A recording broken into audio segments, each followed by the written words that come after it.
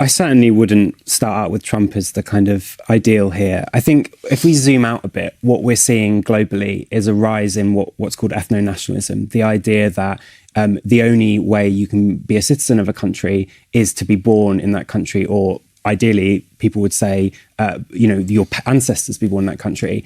What I think we have to do as progressives, we're a progressive think tank at IPPR, is make the case that actually most people believe you can earn Britishness by contributing.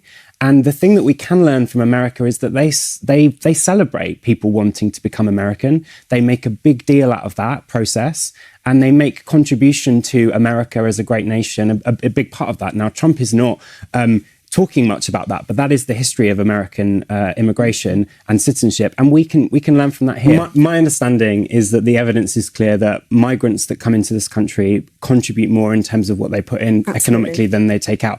I think the debate, though, should not just be an economic one. People are angry about immigration, not just because of the economic side, but because the country has changed so quickly, the pace of change has been rapid. But what I would say is if you look at the numbers now, they are way down. They were, under the previous government, it was up to 1 million a year. It's now down to 200,000. People are saying it might get to 0.